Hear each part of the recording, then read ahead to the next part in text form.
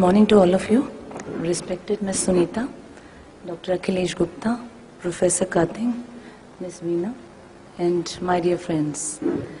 As given the topic, education for all and efforts taken by the government, so I am going to represent Department of Science and Technology, which is under Ministry of Science and Technology, regarding some of the aspects which we are trying to take up under climate change perspective.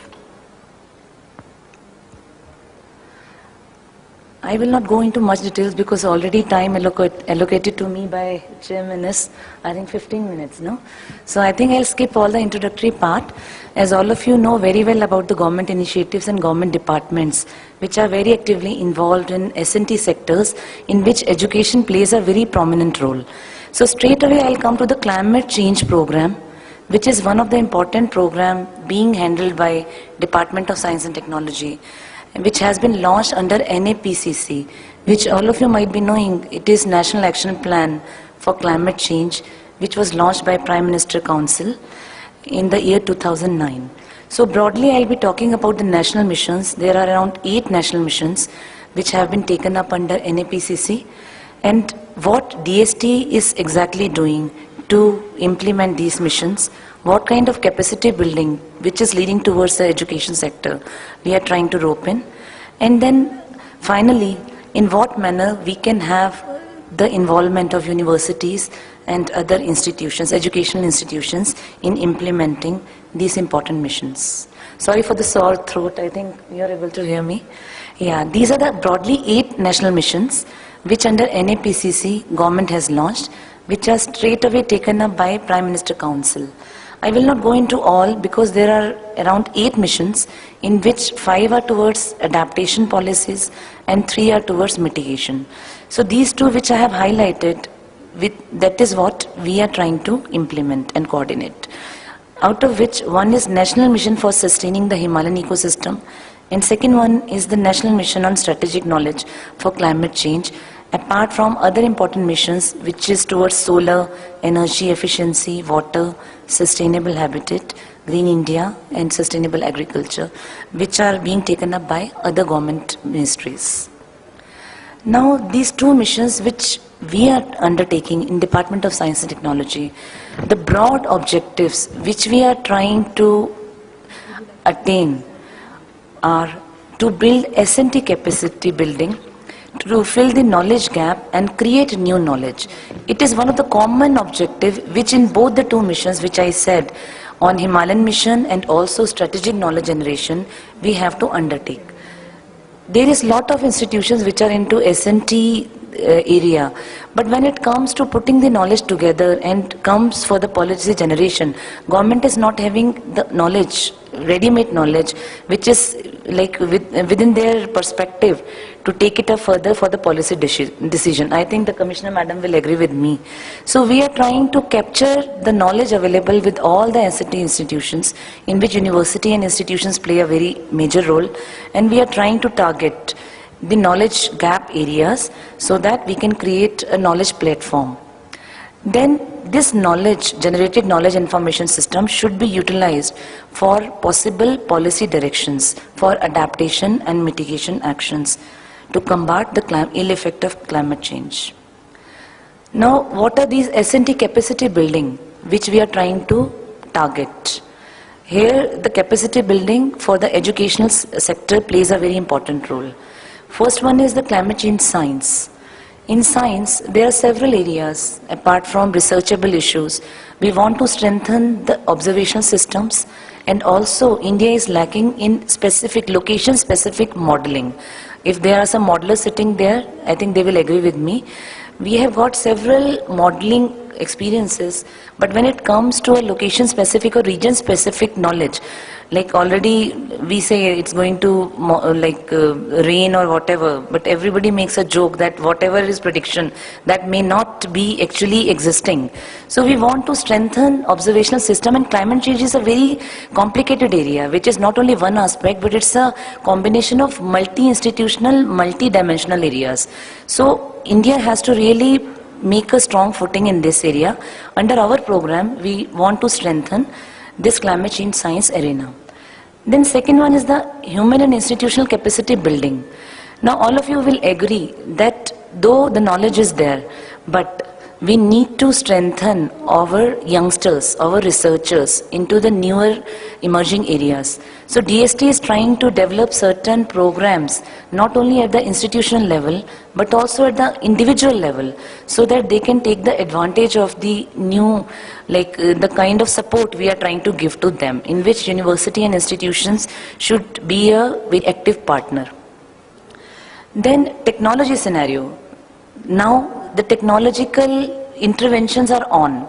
In today's conference we are talking about ICT and several other areas in which education and health are the two identified sectors.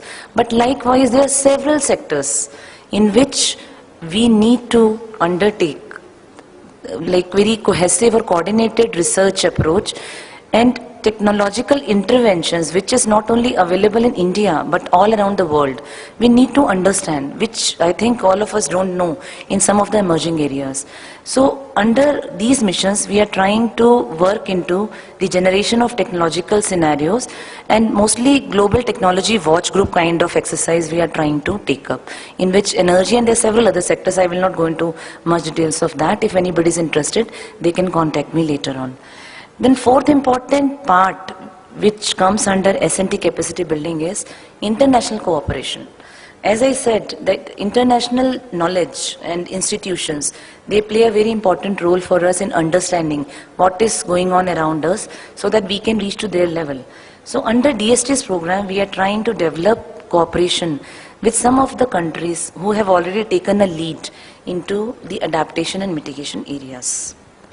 Now broadly I am just touching upon the deliverables or the outcomes, which one of the mission, which is strategic knowledge generation, we have taken up and we are in the process of achieving these targets.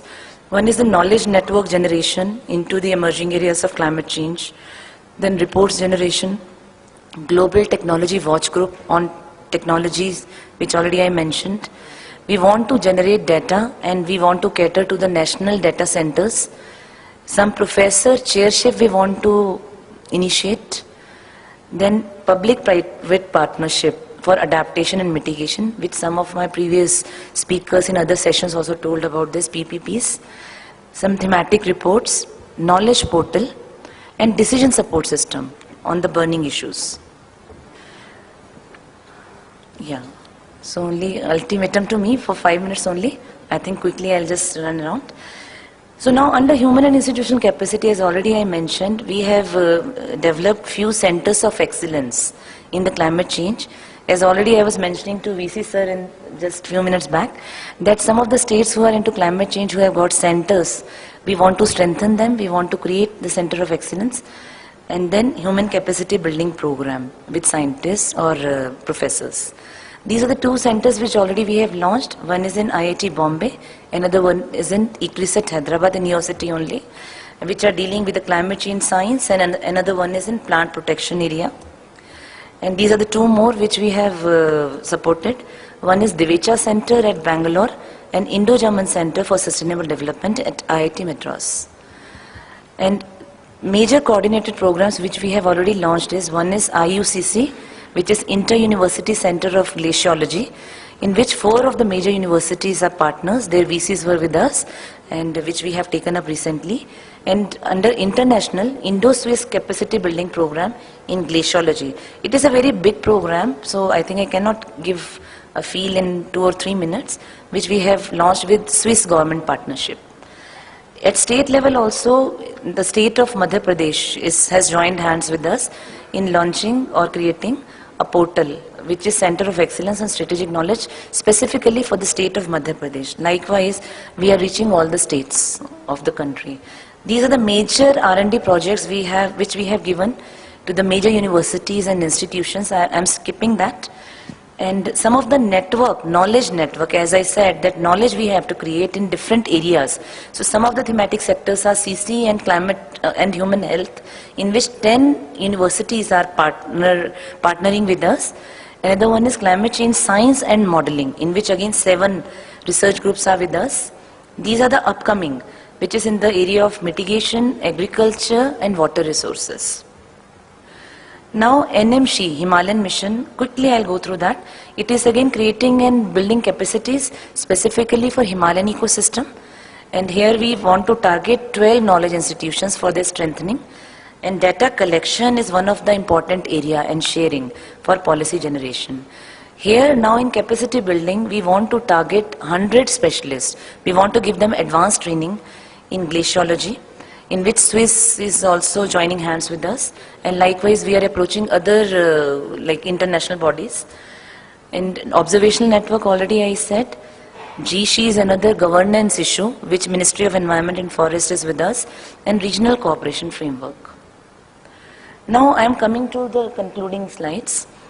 The capacity building program under NMC, as already I said, we have identified or selected around 100 institutions in the states of Himalaya. There are 12 states. We had a very big workshop.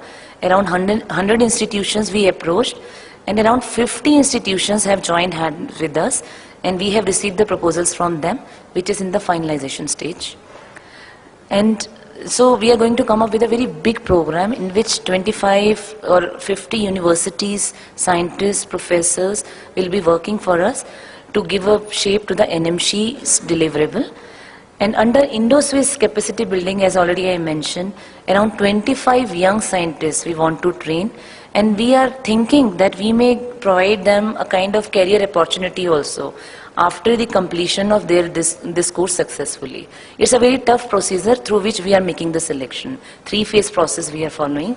And then under this inter-university consortium on glaciology, again it is one of the unique program which we have launched, in which University of Srinagar, JNU, Jammu and Sikkim, these are the 4 universities which are with us, and we are trying to go for instrumentation, advanced instrumentation in India, so that the rare data on glaciology can be collected, and we are giving training and capacity building program for the youngsters in the field of glaciology.